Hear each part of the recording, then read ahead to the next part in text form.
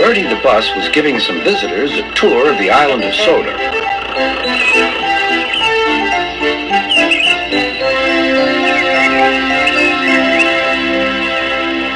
It was their last afternoon, and Edward was preparing to take them to meet Bill and Ben. He found it hard to start the heavy train. "Did you see him straining?" asked Henry. "Positively painful," remarked James. "Just pathetic," grunted Gordon. "He should give up and be preserved before it's too late." "Shut up," burst out Duck. "You're all jealous. Edward's better than any of you." "You're right, Duck," said Boko. "Edward's old, but he'll surprise us all." "I've done it. We're off." "I've done it. We're off," said Edward as he finally puffed out of the station.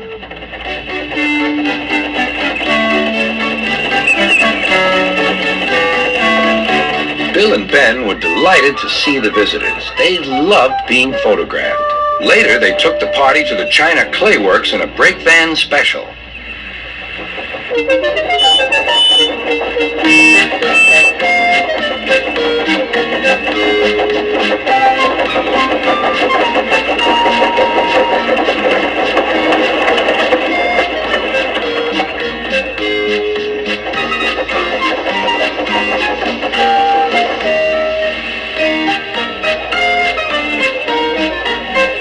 Everyone had a splendid time, and the visitors were most impressed.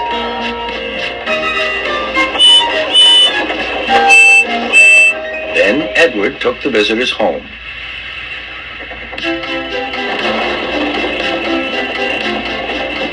On the way, the weather changed. Wind and rain buffeted Edward. His sanding gear failed, and his fireman rode in front, dropping sand on the rails by hand. Suddenly, Edward's wheels slipped fiercely, and with a shrieking crack, something broke. The crew inspected the damage.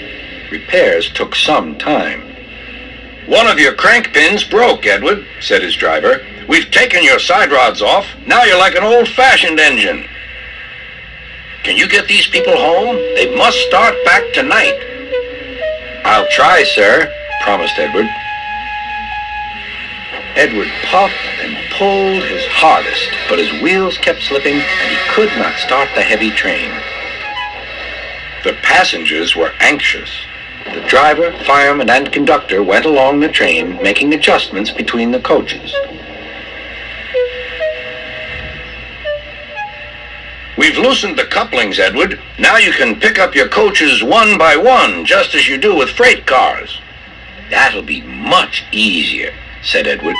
"Come on," he puffed and moved cautiously forward.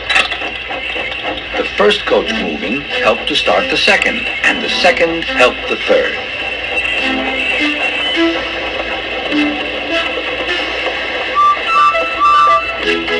"I've done it! I've done it!" puffed Edward. "Steady, boy," warned his driver. "Well done, boy. You've got them! You've got them!" And he listened happily to Edward's steady beat as he forged slowly but surely ahead. At last, battered, weary, but unbeaten, Edward steamed in. Henry was waiting for the visitors with the special train. Beep! Beep!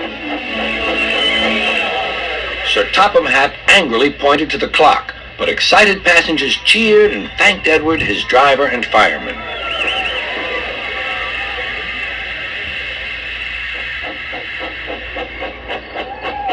Duck and Boko saw to it that Edward was left in peace.